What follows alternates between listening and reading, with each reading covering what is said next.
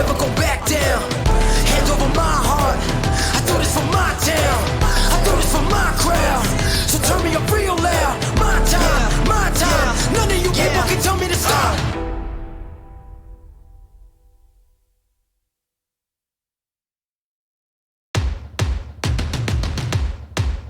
Yeah, I'm ready to play now. Put me in the game now. I came here to prove it. I'm ready to do it. I can't be afraid now. Put me on the stage now. I'm ready to rage now. I feel like an animal stuck in a cage and I'm ready to break out. My time. None of you people can tell me to stop. This time, like the last time, you better get ready to race to the top. I'm ready to do this. Show you what the truth is. I step on the field. It's time to get real. I'm feeling so ruthless. My time. None of you people can tell me to stop. Lower the lights down. Hand over my crown. Hand over my heart. I do this for my town. I do this for my crowd. So turn me up real loud. My time. None of you people can tell me to stop. Yeah. So what are you afraid of? Those feelings are made of. Get in the game, your moment of fame, show them what you made of. It's time that we stand up. It's time that we man up. For anyone asking who is the best, we putting our hands up. My time. Nothing can keep me from reaching the top. This time, like the last time, I'm moving so fast, I'm ready to ride.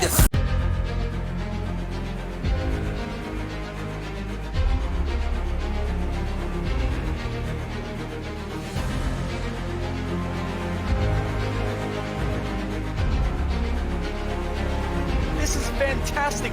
This is GT racing right now. He's got traction, he's got with the outside of both of them! Maloney! Oh, he's taken Anderson! Anderson's up to Oh my god! Big crash! Oh my goodness, half the field's gonna get rolled! Second very close. These guys are want to make their way through the field very quickly. Oh, here we go! Oh no! That's massive! This is it! This is over! I can't believe this! Oh my god! God, what?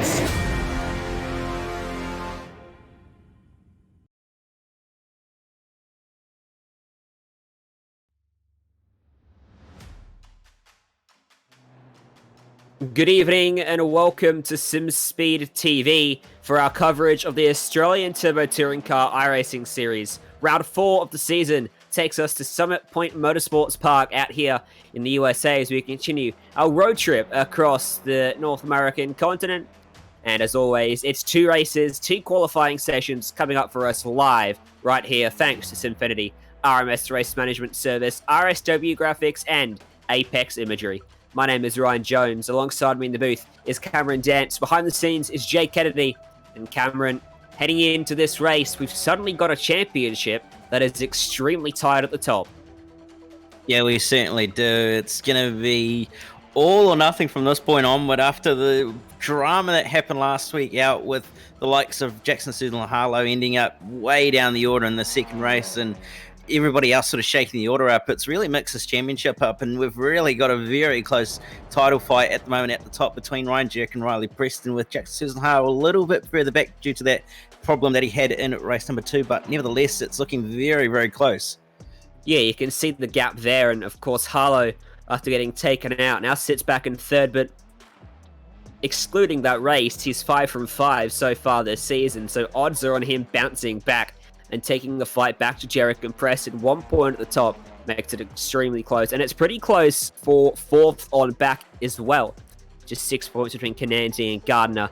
Mia Ott back there in 6th after getting her first ever race win last time out. She started full Nico Rosberg on us and is not racing tonight after claiming that victory. And you can see the rest of your top 10 there. So let's head to the racetrack then and look to get qualifying underway. We're a couple minutes into the session. A relatively short lap time around this racetrack. They'll only get 3 laps though to put down their best marker. And as the tyres heat up, as always, we expect the times to get quicker and quicker as the session rolls on. Currently fastest out at the top is Brett Kananzi with 1:15.483. He's got 3 tenths back to Kobe Williams.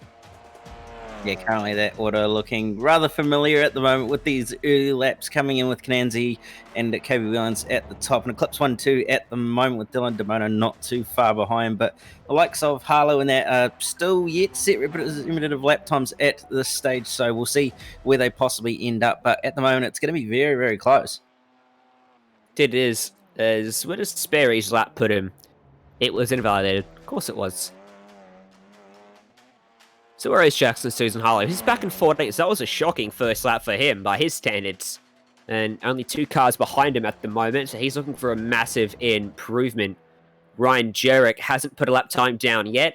He had his first lap invalidated as well. So a few drivers running into some off-track issues out there on the racetrack as John D. Miller goes up to 13th. We can have a look at his car again in just a second as we watch Vartanian come across the line. Vartanian looking to improve on 10th. Will stay 10th. Yeah, Miller running a brand new livery this week, and it is good looking, Cameron. Yeah, it certainly stands out there, doesn't it, that car? It's quite a different livery compared to what you normally see on most other cars, and yeah, I'm definitely very much of a fan of it. Riley Preston pops up into 3rd, while Jackson Susan Harlow goes fastest by 0.2 of a second. The big names reappear at the top of the standings. Simon Mizomo trying to come across and put his first marker down for Texans Fitstar Motorsport at 1:16.313 is going to put him only 18th fastest. He's got another attempt still up his sleeve as he jumps on the brakes down into turn number 1. So there's 0.3 of a second covering your top 4 cars, which are probably the 4 fastest we've seen all season long in Harlow, Kanezi, Preston, and Jerick. So that bodes well for a fantastic scrap. What about Will Newell up in a 14th place? Yeah, Will's actually made a very surprising effort there to put it in 14th place at the moment. Didn't go too bad at Daytona, so we'll see what he can do here at some point. A few others just improving there by the looks of it in the order. But nevertheless, it's very, very close. I mean, you've got a 14.9 by Harlow at the moment for pole, and then that's pretty much the top 12 separated by less than a second. Oi, Kananzi jumps up ahead of him. Can Harlow respond on his final attempt as he comes to the line? Jackson Susan Harlow, can he go back to pole? No, he can't. He's slower, and Kananzi has jumped himself onto provisional pole. Riley Preston's not able to improve as well. Ryan Jerick, what's his final lap bring? An improvement, but not enough. Top 4 covered by 0.3 of a second. Kananzi, the quickest of them all. Lee Vandenberg, what about him? Currently 19th at the moment. Try to improve on a 1:16 flat. He comes across, finds 0.2 of a second, goes up to 15th. So a good jump from him on his final lap. Yeah, certainly. You can see that everybody using that nice warm tyres to their advantage by the looks of it, and a couple of others possibly improving as well, but not too many people on laps left. There's currently only Perry Anastakis, Simon Mazzoma, and Ole Fontana by the looks of it, Scott Fountain and Joshua Cavallaro as well. So it seems everybody else has more or less done their laps. Indeed, you see Daly there pulling off after completing all 3 of his attempts. He'll start this one from 23rd at best. Ryan Jerick, I believe all his laps are done, and they are. So he's just circulating, trying to get some more last-minute track time in, maybe keep those nerves down by keeping himself occupied. Martin Turner goes for a bit of a wild moment up and over the curb on the outside of the racetrack there. He'll complete his lap. Don't know whether it will count. He goes to 7th, so it did improve his lap time, and it was a 15.432 that he knocked in right at the end to put himself up inside the top 10, despite that mistake out at the final corner. So very good lap from him. That is everyone done in qualifying just about. Scott Fontaine, now that will be an off-track, an incident point that will invalidate his lap time. And he is currently 21st, and he's going to be starting back in 21st, barring a improvement from behind. Yeah, Fonte not quite having a good run there out of the final corner. He'll probably be a little bit disappointed with himself, and just seeing Joshua Cavallaro go up into 19th as well. Dean Ross and Reese Gardner, as well as Perry Anastakis, also still on laps. Ross coming out of the final corner now to finish his lap. We'll see where he can go. He had a pretty solid run at Daytona, so hopefully he can try and improve on where he is. Goes P5, so doesn't actually go quicker that last time by, but still top 5. He might be in a good spot if some trouble brews in front of him. Reese Gardner, a long way down the order compared to where we normally see him. He's only 18th fastest at the moment as he comes across the line. He improves by quite some margin, goes to P5. He'll be very happy with that. Dean will also be slightly perturbed by it as he gets knocked to the outside of row 3, but Gardner finding a very crucial late improvement. This is the last driver to complete a lap time. The final lap time, Parry Anastakis, a 16.390 is an improvement, but not by enough. We'll start from 27th out of our 31-car field. Pat Gallo, unfortunately, was never able to set a validated lap time, and he will have to start from 32nd at the very back of the order. Let's take a look at your starting grid then for race 1 of 2 for round 4 of the season here from Summit Point Motorsports Park. And this is how they line up.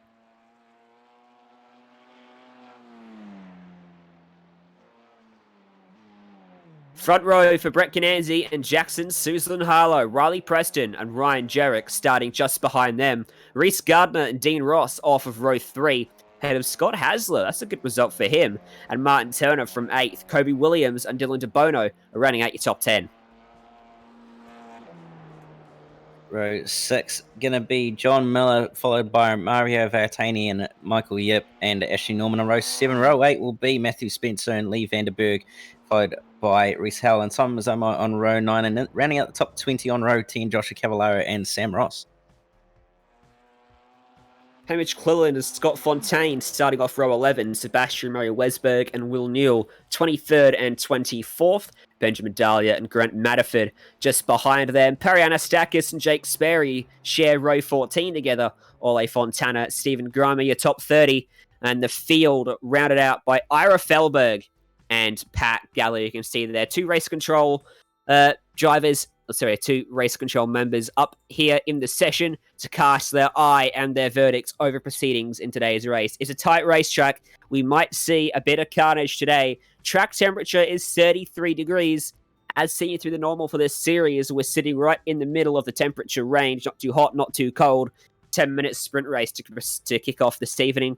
So an estimated race distance of 8 laps around a very short lap time. Green flag just past 3 p.m. virtual sim time, so sun still pretty high in the sky and might affect the track temperature just a little bit. Some clouds roll over the circuit. And you can see, if we take a look down your front straight, how tight this front straight actually is. If someone has a poor start, it might cause a little bit of chaos as drivers try to get around them. You can see there, it is probably comfortably 3 cars widths wide, and that's about it. On the front row, Cananzi and Harlow. Pitbox.io, Eclipse Sim Sports, Astro Gaming, Alta Sea Sports, 1 and 2. Chicken Up Racing, well down the order in their very easily spotted livery. Similarly, John D. Miller just in front of him. 30 seconds left on the clock before we get this underway. Ashley Norman in that Chicken Up car, another one of our drivers sporting a webcam for us out there today. Remember, if you want to get your face on these broadcasts, head to the Simspeed Discord, and the link to the Zoom call for each race will be posted prior to the broadcasts. Let's cast our eyes back to the front row. That's how it looks from the rear view mirror, basically, of Brett Cananzi.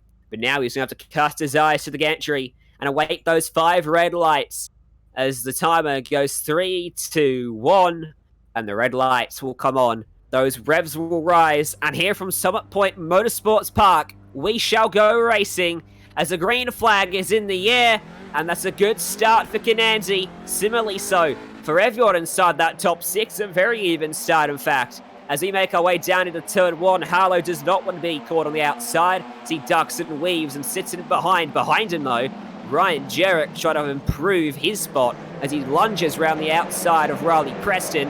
Not quite going to work out there, but he's got the inside run for the next corner. Yeah, he certainly does, as Ryan Jerrick tried to go deep into turn 1, but couldn't quite get it round the outside. Preston actually hold it round the outside through there and going to be able to challenge Jerrick down into the next corner, but this is going to get very, very trying to hold it on the outside. Jerrick thinks better of it, but tries to do the switchback to go round the outside, but decides better of it. So not bad of a start, and everybody seems to have done it pretty cleanly as well. That was a very good job from Preston to hold on to that spot, despite a very spirited attack from Jarek, so he'll have to settle for 4th for now. Dean Ross rounds out your top 5 after Gardner lost a spot off the start line. Look at how close Ross got to the back of Jarek there through the penultimate corner on the racetrack as we head back down the main straightaway in a second into what is probably the best and one of the only overtaking opportunities on this racetrack. So this exit's crucial.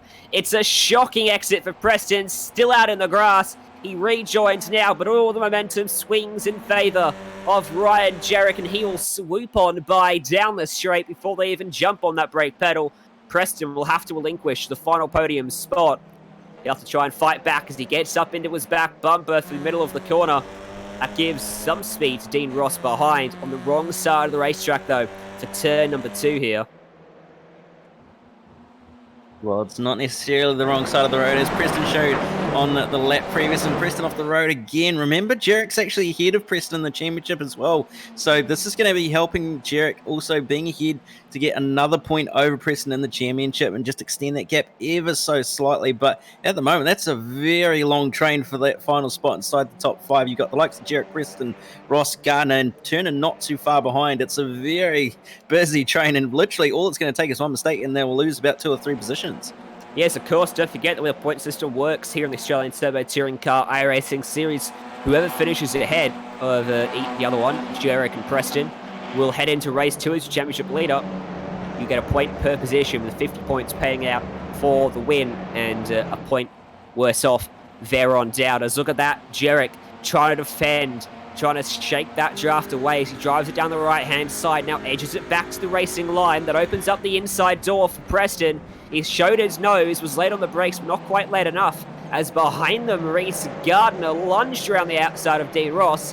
And I'll tell you what, he might just about get this one done as he clears him down into turn number 2. That's a great move from Gardner. Puts himself back up inside the top 5. He'll set his sights now and trying to chase down Preston and Jarek just a few car lengths in front.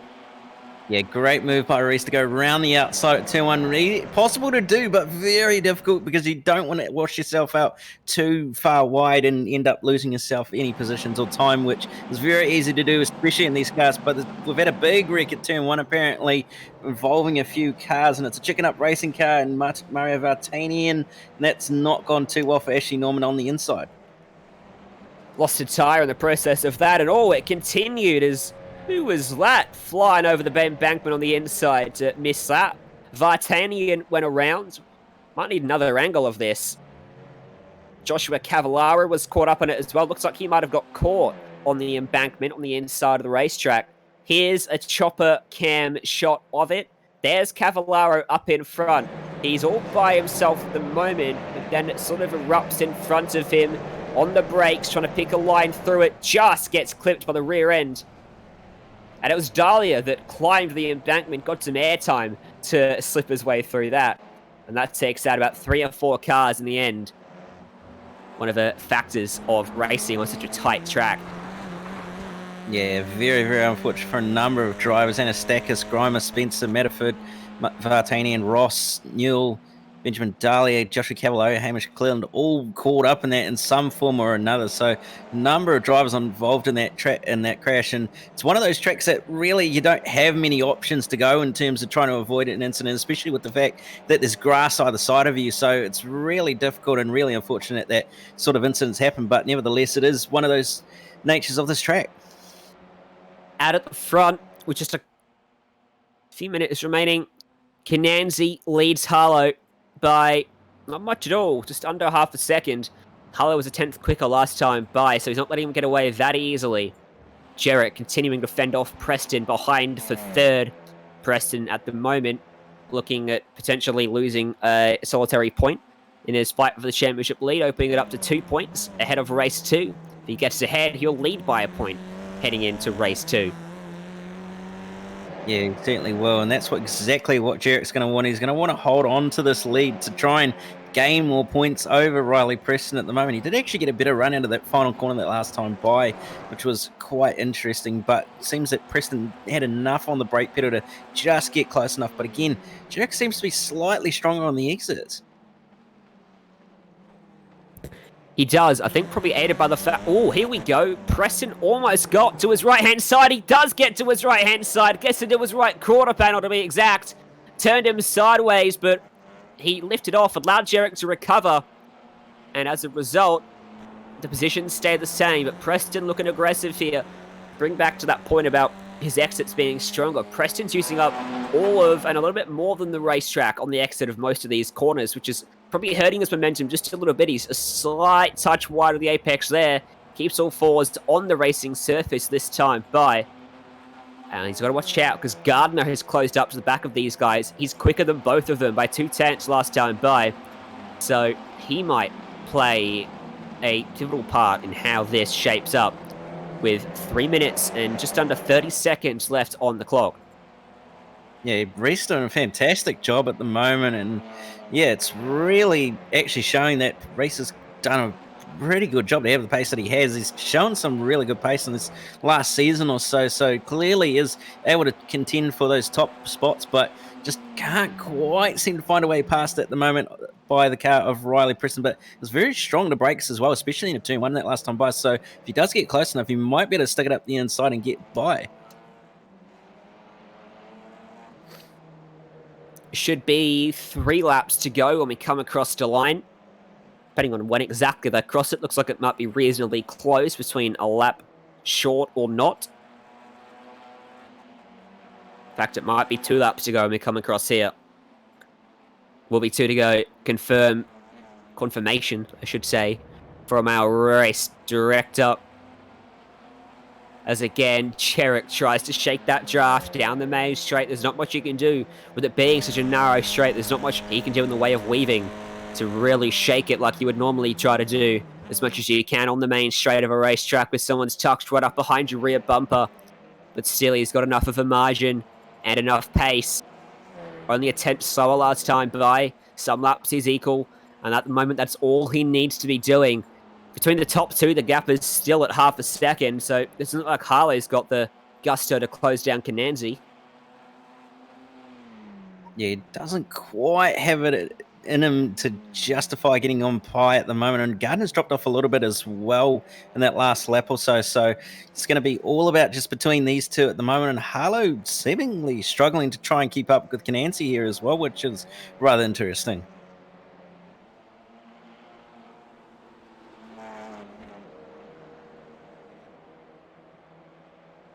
Well, Harlow still in that championship fight as well. Can't afford to make any mistakes now after that issue in race 2 out at Daytona International Speedway last time out. And he will close the gap by a point or so already this evening. He'll look to hopefully make it a bigger gain for him at the end of the evening's action, though. As here's the late lunge for Riley Preston on the brakes. Cops a whack from Jarek as he tried to pull it up, and he goes off the racetrack, loses out to Gardner, and here comes Dean Ross as well. And for Preston, that went really horribly, really quickly, and now he's lost 2 spots and 2 crucial points to Jarek, who's going to extend his margin out at the top now for the first part of tonight's proceedings. Harlow has closed in on Brett Kananzi by just a little bit, and Joshua Cavalaro's just in front of them. He gets out of the way, doesn't prove to play a part in that leading battle. Did a good job to respect the leaders there. And that's an issue for one of the Eclipse cars. Kobe Williams has lost his rear end, pulls it up on the embankment. We'll get a quick modem simulation replay up of what happened for him. He's behind 2 cars that make contact, and he's been the innocent victim in that, turned around and kept it off the fence on the right, but not the one on the left. Out front, though, Brett Kananzi will take a commanding victory here at Summit Motorsport Park to hold off Harlow, which is something no one's been able to do when faced with a straight fight this season. Ryan Jarrett rounds out your podium. Reese Gardner 4th and Ross 5th. Preston will be disappointed to come home in 6th. Yeah, Preston's definitely not going to be happy with that minor mistake. I did wonder if he went a little bit deep when he tried to make the move into turn 1, and he definitely did. So unfortunate for Preston to end up losing out like he did, but it is one of those things that he did at least have a go, so he clearly knows not to do it next time by.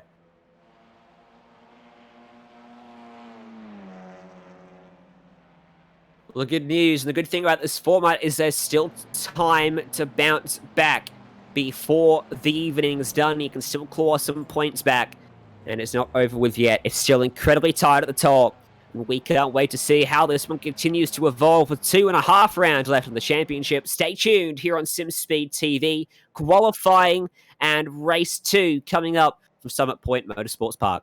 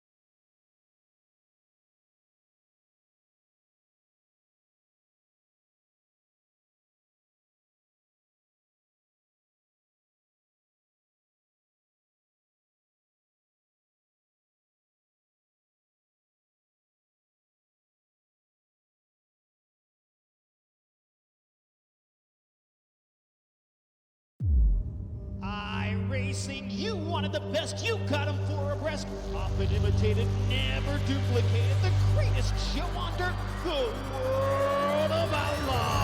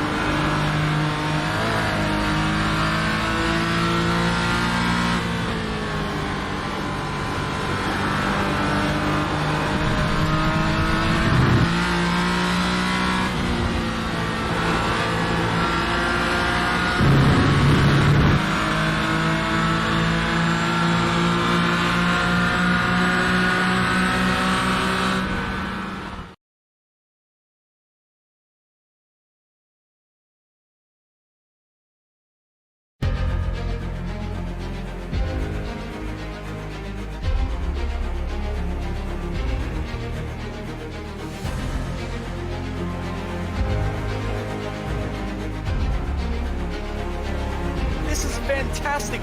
This is GT Racing right now. He's got traction, he's going the outside of both of them! Maloney! Oh, he's taken Anderson. Anderson's up to Oh my god! Big crash! Oh my goodness, half the field's gonna get rolled! Six very close. These guys I want to make their way through the field very quickly. Oh, there we go. Oh no! That's massive. This is it. This is over. I can't believe this. Oh my god. God, what?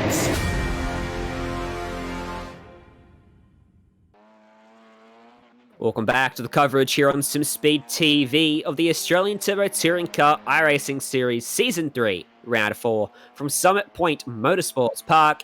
Let's take a look, before we get into our Race 2 proceedings, at how Race 1 finished up, with Brett Canazzi taking that checkered flag with a margin of 0.3 of a second. It was 3 seconds back to Jarek, and Gardner 4th and 5th for Dean Ross. Preston Homan 6th doesn't show the true tale of how his race went. Martin Turner, Dylan DeBono, Scott Hasler, John Miller, your top 10.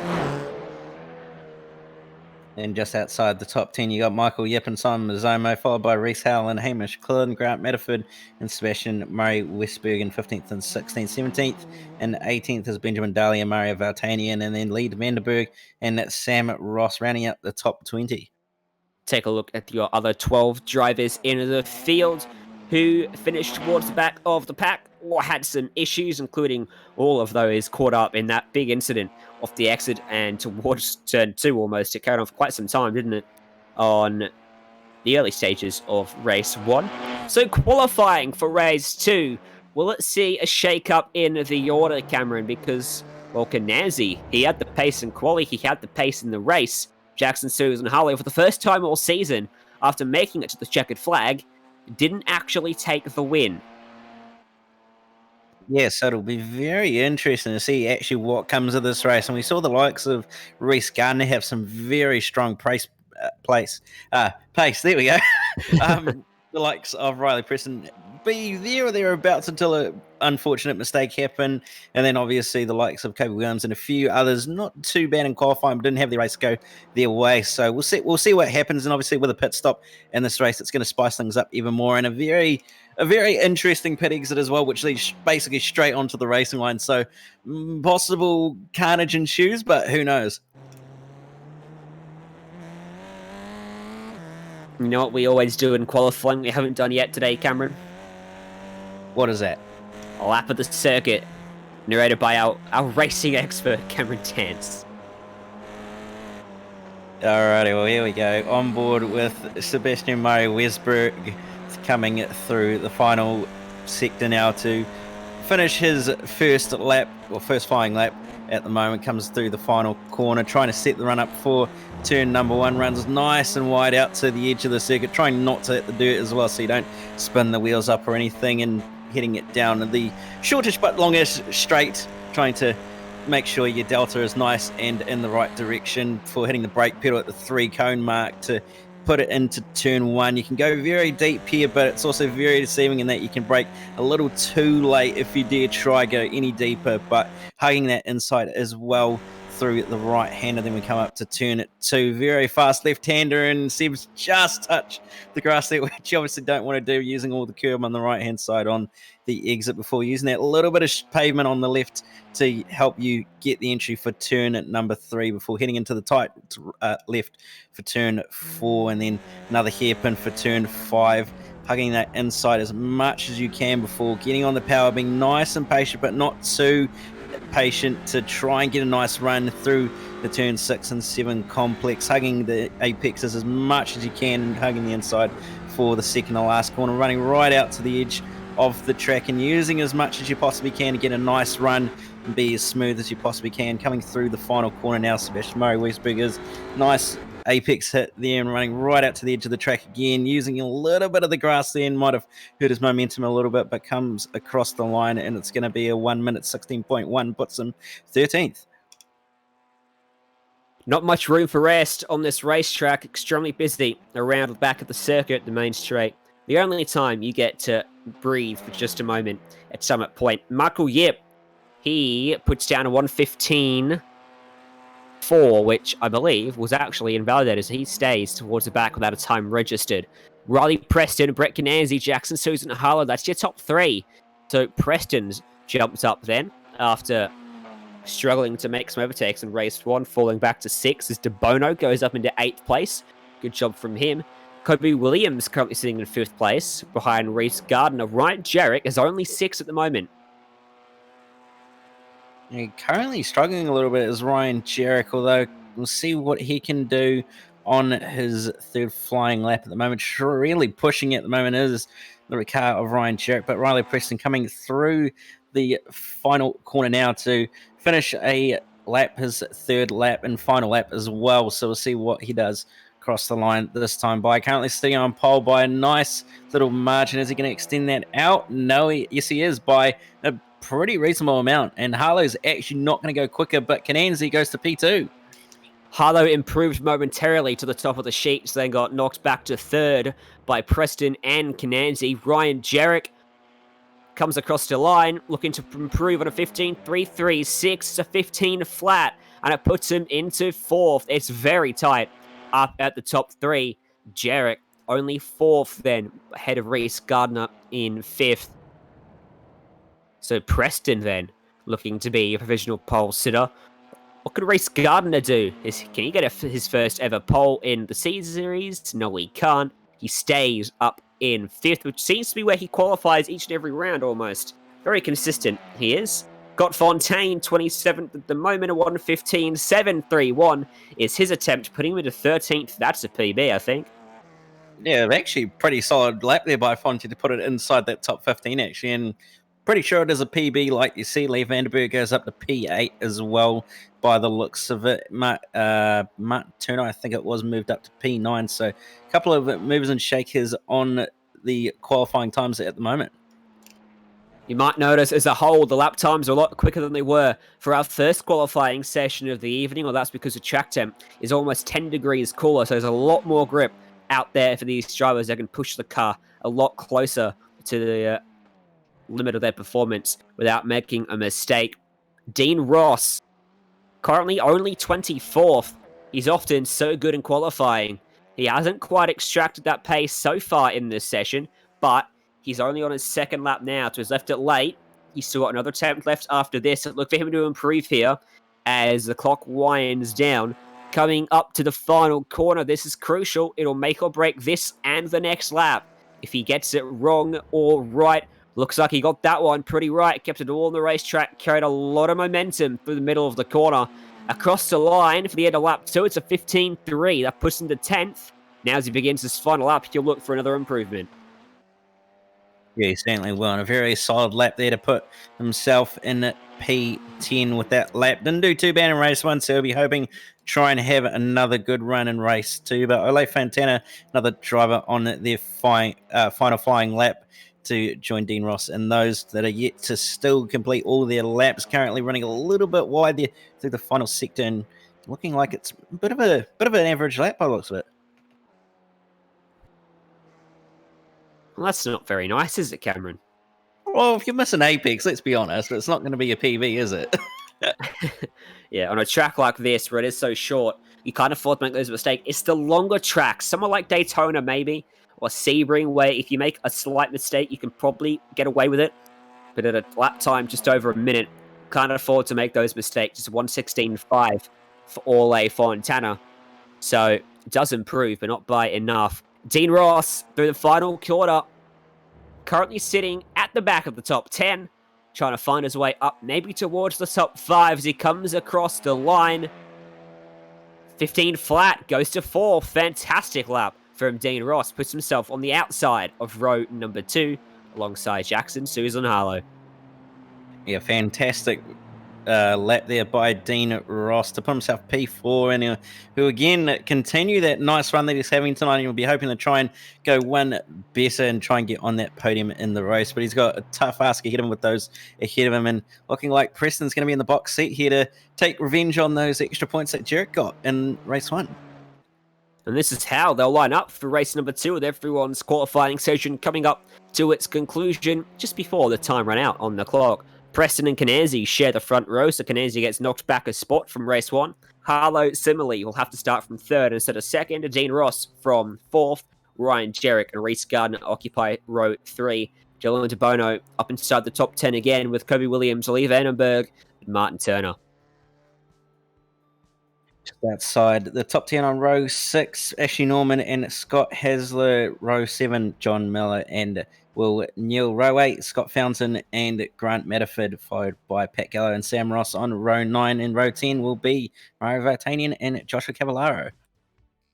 Simon Mizzomo starts from P21 ahead of Michael Yip on the outside of row number 11.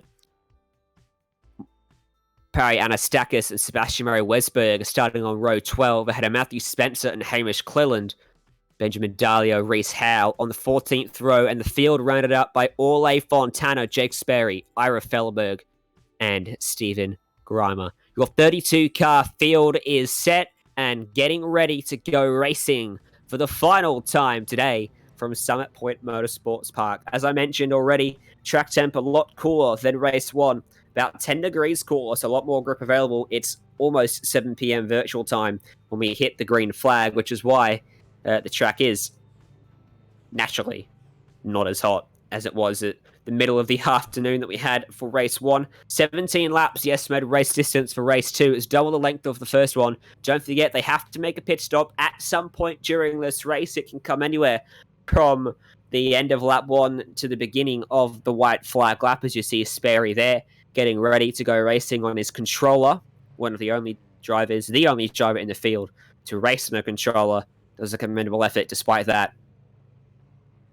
So the strategy game will come into play. Everyone will take 2 tyres, but it's a matter of which 2 tyres you take and how committed you want to be coming into pit lane, getting it slowed down to that pit lane speed, which can feel like such a crawl after racing around out there on the track. Scott Fontaine looks ready and raring to go as he will start this one from 15th place. Good qualifying effort from him in his Simspeed TV all black Audi R8 LMS3. It's not an R8, is it? Definitely not an Audi R8. Got the name just a little bit wrong there. These are the Audi TCR machines. They are front-wheel drive, and they are an absolute nuisance to get launched off the line. Let's see if they all get it right. As the red lights come on for race 2 at Summit Point Motorsports Park, let's go racing as the green flag will fly and the drivers launch away, even from your top 2, as it was in the first one. Everyone's got some pretty good starts in this evening's event as you see the field trying to squeeze their way down the tight main straight into turn 1, 3 wide, as Dean Ross goes to the middle, forces Jarek to lift off and lose his spot. That was a great move from Ross. Oh, no, and Gananzi's been turned around, and he goes off to the Netherlands and gets deposited back to pit lane. And that was contact with a Ryan. Yeah. That's going to really hurt Harlow in the championship because that's more than likely going to be a penalty for that. So Harlow not having another good round this time around in race 2, especially just sort of Reese Gardner possibly having a look on Dylan DeBono, but couldn't quite get the move done. And everybody else still single file, a couple of drivers further back having a bit of a moment.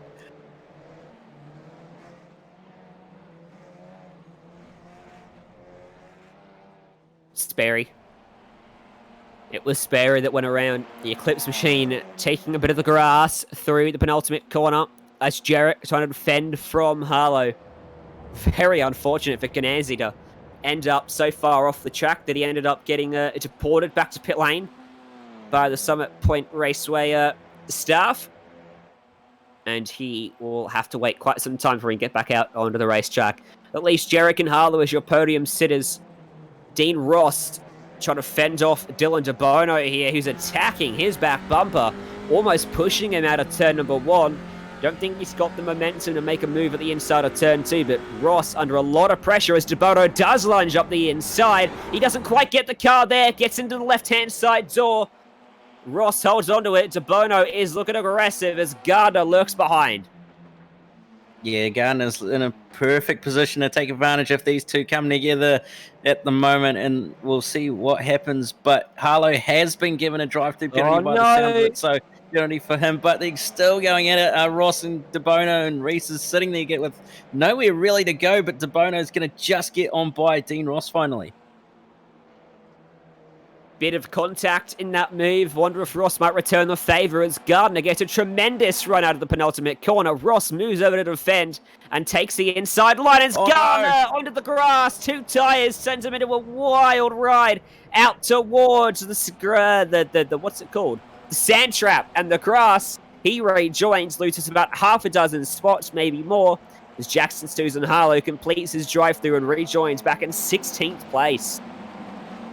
Yeah, that's really, really unfortunate for Harlow, and that's going to really hurt him in the championship. A lot of lost points, and what could have been for Harlow in these last 2 rounds, unfortunately. But nevertheless, we'll see where he ends up in the end of this race. A couple of drivers have taken to pit lane as well, but Kobe Williams coming under pressure at the moment from Martin Turner, who's got Scott Hasler all over the back end of him and is looking to try and make a move at the moment, but quite going to be close enough to get a move done. This is an angry hornet's nest of cars, isn't it, Cameron?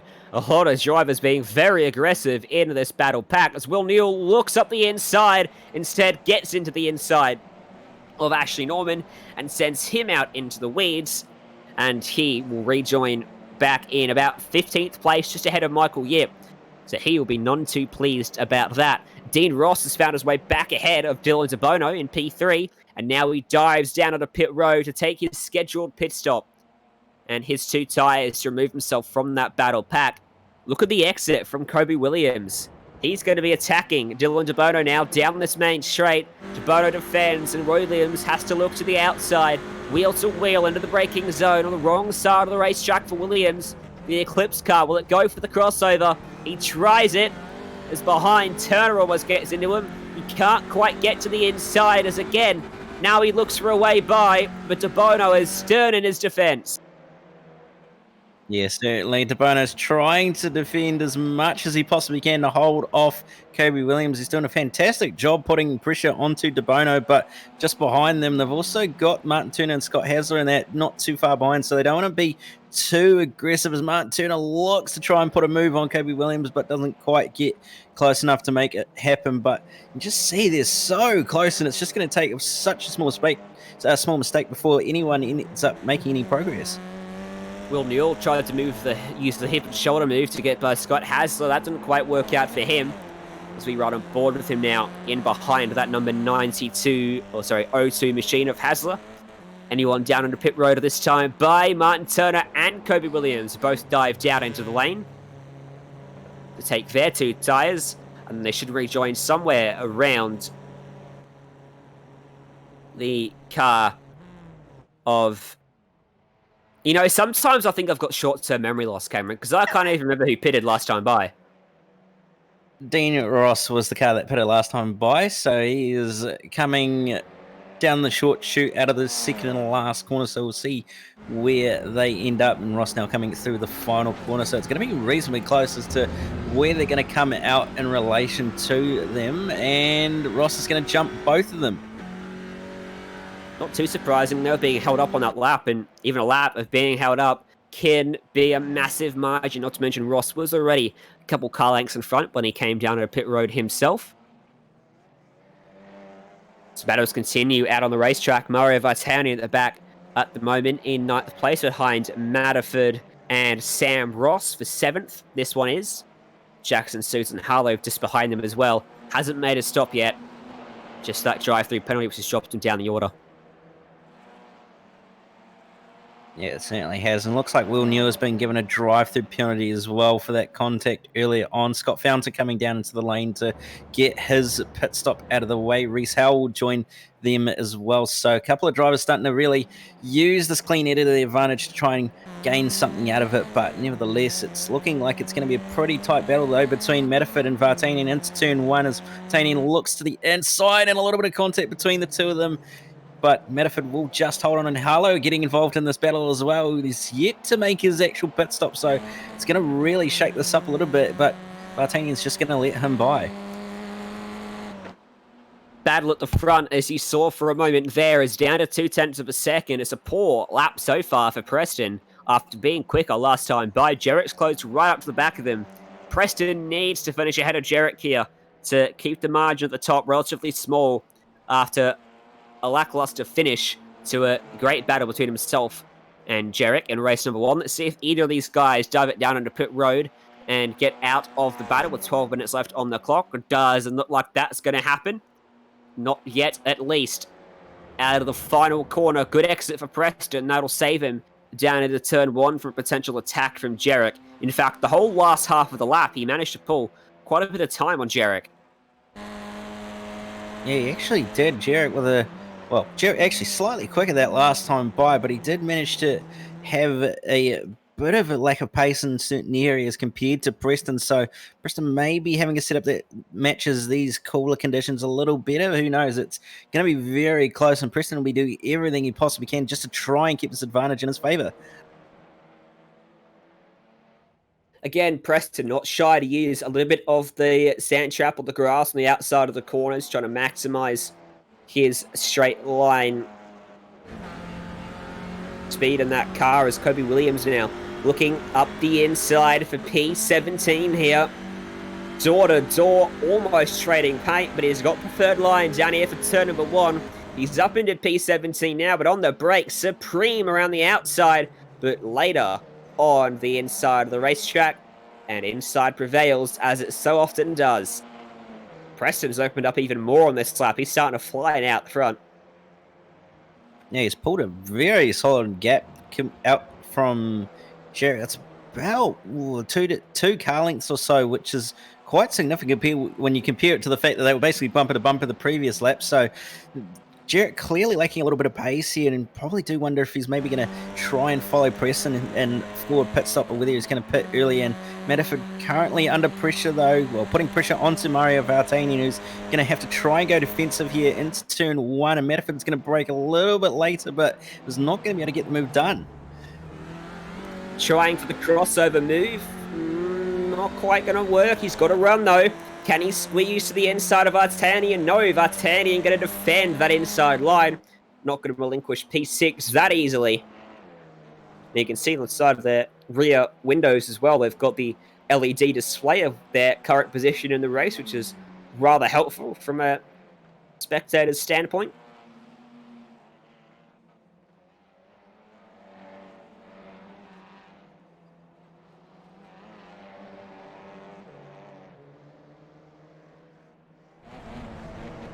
Whee! That's an incident between Will Newell and Scott Hasler.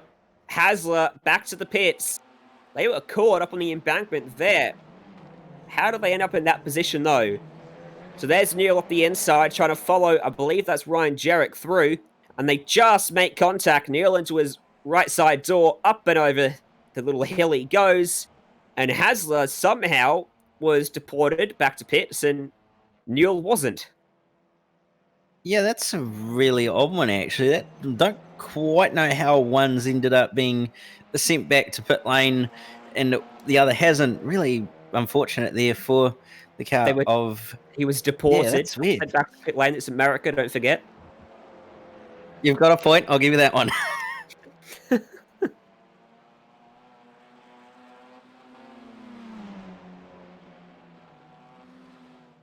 Harlow still yet to make that scheduled stop, leaving it as late as he can, I reckon, in this one. Trying to get himself back to the front, and then who knows what may happen. That's up the inside of Dean Ross he gets, and completes it at a very inopportune spot, but makes it work nicely. That's Sam Ross, in fact. Sporting the same livery as his brother slash father slash cousin slash somewhat relative. I think they're brothers. Pretty sure they are, but I could be wrong, but I'm pretty adamant they are brothers. But Grant Matterford's had a moment by the looks of it, and he's in the wall in contact with Will Newell again. Will Newell's not having a good day, is he? Been in his fair share of incidents. All right, then. Is he able to escape the blame at this time on the entry to turn 2 on the inside of the track? It doesn't look promising. And it looks like he's got into him on the entry of the corner. And Matterford skates off into the fence, hits it with the front of the car, spins around, loses the right rear, loses the front bumper as well. Another angle doesn't quite tell a different tale. What it does say is that Matterford is rather unfortunate in that scenario. Yeah. Tough to call that one, actually. Yeah, it is a little bit. It's very close between the car of Matterford turning in on him or not. Yeah, it's a bit of a weird one, that one, but a bit unfortunate nevertheless.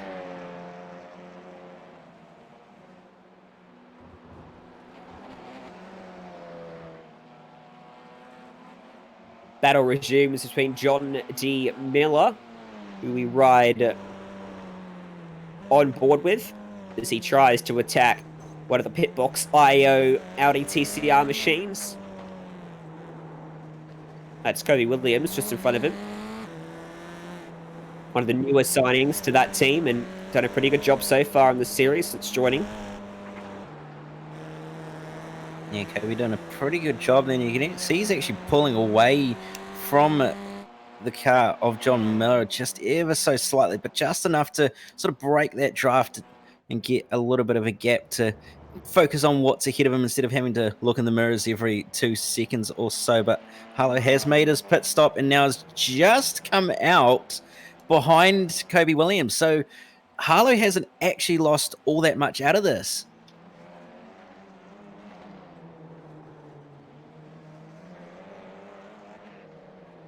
Going to make it a pretty close fight between him then, as Jarek comes down to pit road, and it's not in response to Preston, so he's trying to undercut here with 2 fresh tyres for an extra lap or so. See how that pans out for him. Harlow then in front of John Miller and behind Kobe Williams. How many cars yet to pit? Looks like just 1 or 2, as Sam Ross is on pit road as well now. Means Medalia stays out for another lap. Preston is also yet to pit as well as Jake Sperry. So Sperry going to have his 5 seconds of fame. Well, he's going to try and have Not his 5 seconds of fame, but you've got a point there. Jay can't resist. 4 seconds of fame he got.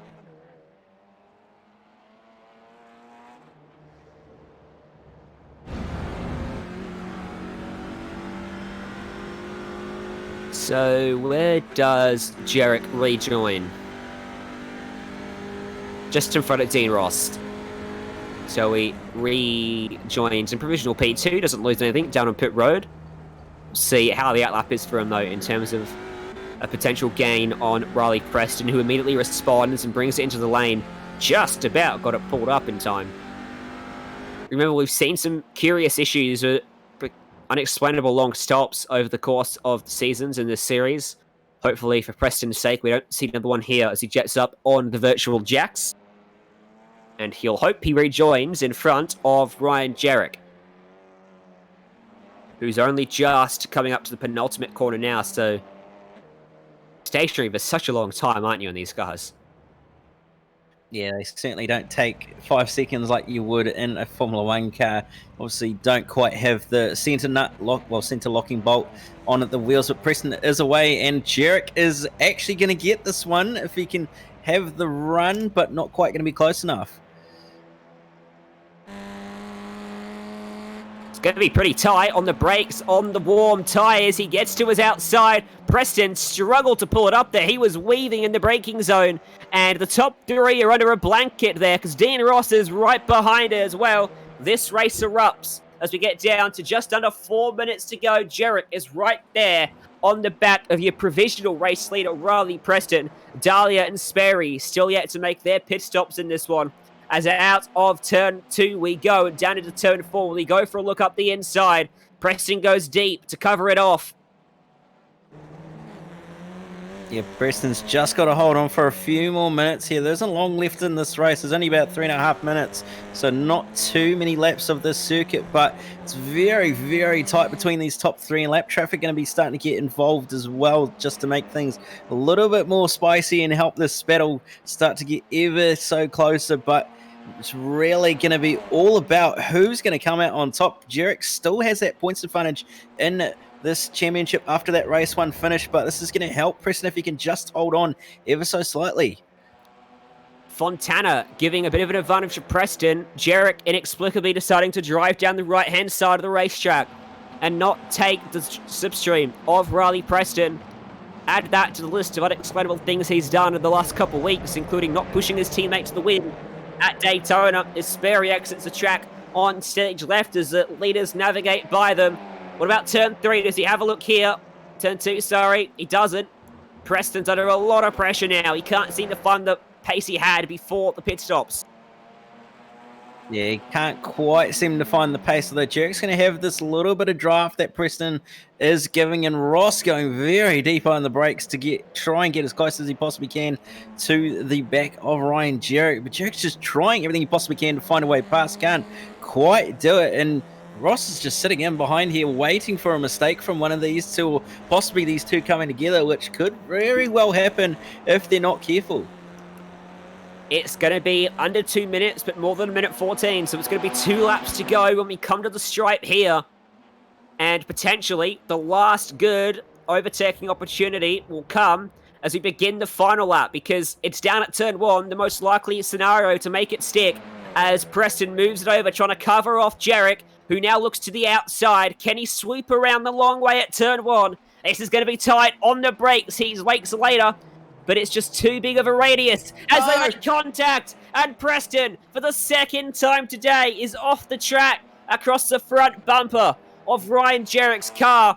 Jarek went for the switchback. He just switched across the back bumper. They made light contact, and Jarek was offloading Preston every day of the week there. But I don't think it was intentional, and I don't think you can penalise for it either. Yeah, it's a really tricky one, being not too long left in this race, and it's a hard corner because there's always going to be a checkup if someone's defending it, trying to hold on to a position, and it's unfortunate that it's ended up happening for Preston, who's going to end up being a little bit sour after having to settle for a third place finish. And Ross is actually going to get a second place out of this as well. Got a feel for Preston. Second time that's happened today. And Ryan Jarek involved in both, as Hamish Cleland and Michael Yip have been involved in a bit of a tangle as well, as we begin the final lap here at Summit Point Motorsports Park. The white flag is out for these drivers, and Jarek holds a margin of 1.2 seconds. He was trying to switch back, and he didn't actually get into his left rear. He got into his back bumper, but the inertia of the two cars, as he went to the right and Preston was sliding to the left, just really unfortunately offloaded Preston. And yeah, I don't think there's much blame going to be attributed to Jarek. Nonetheless, Preston's going to be not too pleased. Jarek might be feeling a little bit sheepish, but that's how it goes sometimes in sim racing and motorsport as well. You got to take what you can get. And with just half a lap to go, he will look to extend his championship margin to about 4 points.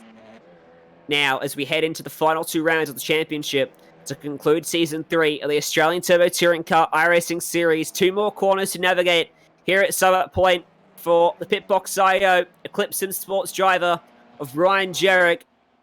A margin now of 2 seconds. He's still flying on this final lap.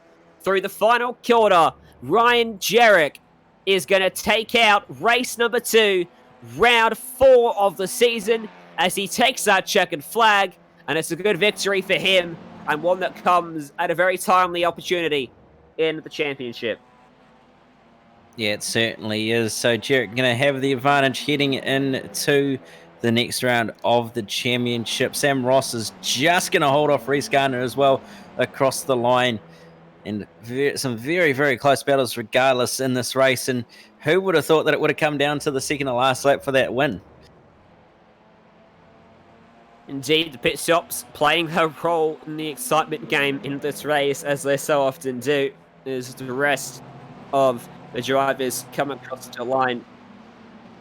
John Miller gets his best ever finish in the categories.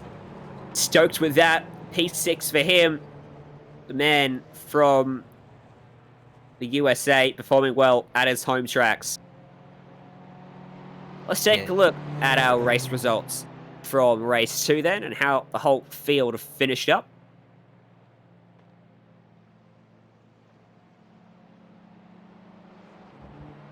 The margin in the end was 2.1 seconds. Jarek absolutely flew away from Ross on that final lap. Preston back there in third, another case of what could have been for him. Turner and Harlow fourth and fifth. No pace for Harlow today, it seemed. Certainly not the race-winning pace he had over the first 3 rounds. John Miller in sixth ahead of Kobe Williams, Sam Ross, Reese Gardner, and Dylan DeBono. And we go just outside at the top 10. P11 will be Mario Vartanian, followed by Scott Fountain, finishing P12. Surprisingly, so a good run from Fonte, Simon Mazzomo in 13th from 21st on the grid. So a good run from Mez as well. Joshua Cavallaro and Matthew Spencer rounding out the top 15, followed by Hamish Cullen, Benjamin Dahlia, Pat Gallo, Lee Vanderberg, and Stephen Grimer rounding out the top 20. Michael Yip, Ira Felberg, 21st and 22nd ahead of Will Neal, Reese Howell, Perry Anastakis, Jake Sperry in 26th ahead of Brett Cananzi, Ole Fontana, Ashley Norman, Grant Matterford, and your field rounded out by Scott Hasler, Sebastian Murray, Wesberg even. Let's have a chat to our race winner, Ryan Jarrett. Got it done in race 2. Not without controversy, but a good win.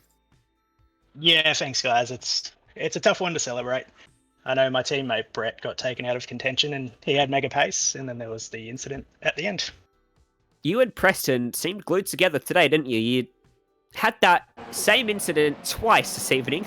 I mean, I don't think either one was either of your faults, but it's extremely unfortunate, isn't it? It is. It was just the closing speed at turn-in that caught me out.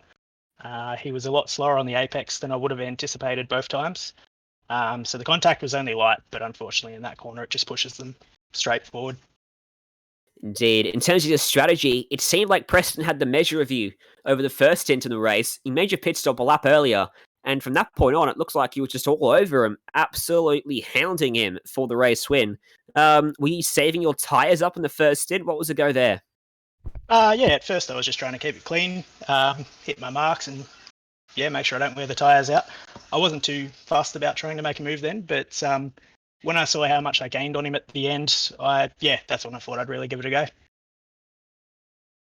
How did race 1 go for you as well? Because obviously you had the same battle with Preston, same result happened a little bit further back in the order though, but still very promising for you in terms of your championship. The gap out to about 4 or 5 points down, not too sure on the exact margin, but nonetheless, you're in that good spot with 2 rounds to go.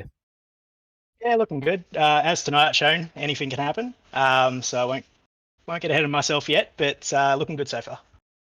Certainly is. 2 podiums to solidify your place at the top of the timing sheets. Wow, that's not even close to correct. I'm going to completely redo that.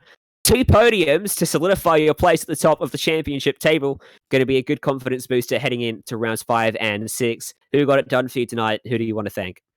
Yeah, big shout out to pitbox.io for giving us the tools, and to Down Under Host and all the guys at Eclipse Simsports. Thank you very much for having a chat to us, and we look forward to seeing how you go next time out. Thanks, guys. After talking to Ryan Jarrett, let's talk to the other man involved in all of this. Cameron Dance is standing by with Riley Preston. Well, Riley, a little bit of an unfortunate night for you, but a somewhat decent points haul to try and hold on to Ryan Jarrett for the championship. Yeah, hey guys. It was a bit unfortunate. Race 1, obviously, I went for the move on Ryan, and just he turned in and tapped my rear, and I couldn't really do anything after that. And then race 2, pretty much a carbon copy. I'm not sure what I could have done differently, but just trying to hold the inside line, and he turned in and tapped my rear again. But oh well.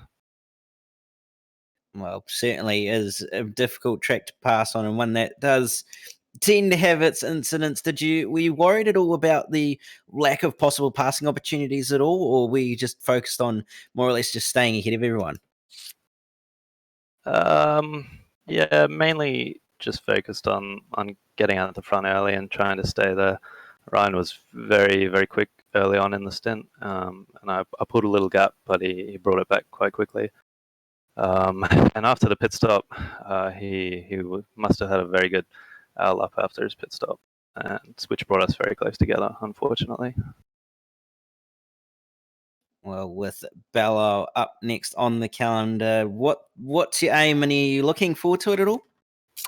Haven't driven the track, but I do enjoy street circuits, so it should be very exciting. And I really don't know the layout at all, so I'll have to go have a go at that during the week and see how we go. Well, before we let you go, just any thanks and any sponsors you want to give any shout outs to? Yeah, thanks to Evolution Racing Team, Panther Fuel, MIR Raceline, and JLT. Well, there you have it, Ryan. Your unfortunate moment in the race, but decent result for Riley, and you're standing by with someone next, I believe. Yeah, we're gonna have a chat to Jackson Harlow, who again a race night that could have gone better, and it's tough, Jackson, because after such a good start of the championship, it now sort of start to fade away in terms of the points. You need a really strong couple of final rounds. Yeah, exactly. It started off perfect, and now it's kind of gone downhill. But yeah, I tried just getting points in race one. Did that. Just sat there in second.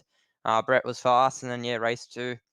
And that was going to be similar. I knew the race pace was going to be good, and then yeah, I knew that the place I would jump in would be in pit stop, and yeah, I just got on the throttle out of turn one, and I don't know if he didn't get on the throttle as much as I did or what happened, but I ended up being right in the back of him, and I don't know how you can do that out of the corner, but yeah, then it just spun him around. So here's what it is. Yeah, well, sometimes motor racing and sim racing is just the same, isn't it?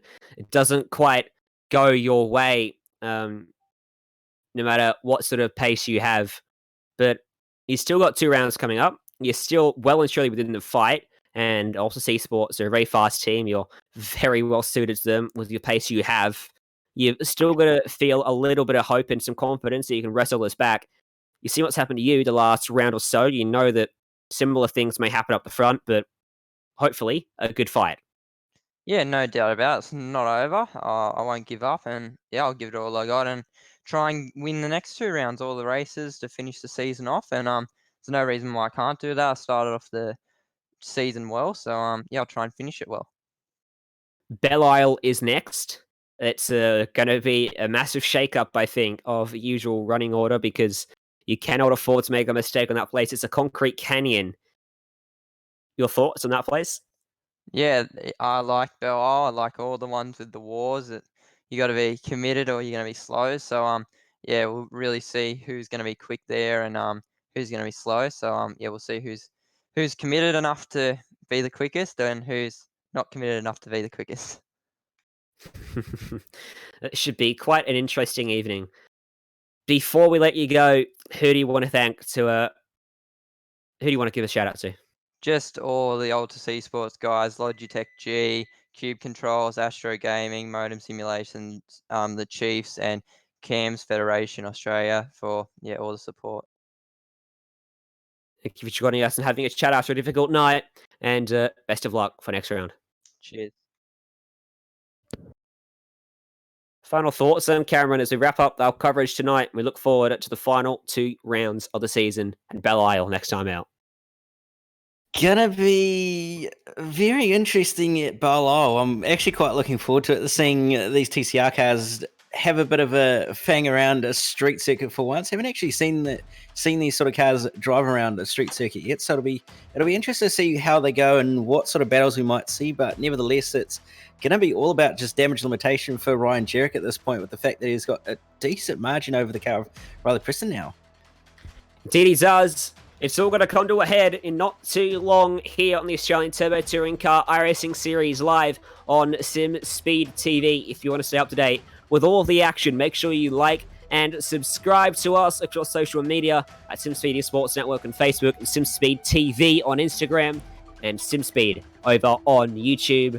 And you'll catch all of our action as we go live each and every day, each and every week. Coming up for the rest of this week, the Oceanic Dirt Sim Racing events go dirt racing tomorrow night. On Friday, it is the VRH GT Sprint Series. On Saturday, a triple header with the Erebus Motorsport Academy Junior Esports event, Major Series Indy 500, and the Circuit XL Series, plus so much more. Make sure you stay tuned. And from all of us here in the booth, myself, Ryan Jones, and Cameron Dance alongside me, Jake Kennedy behind the scenes. Thank you so much for tuning in, and we'll see you next time.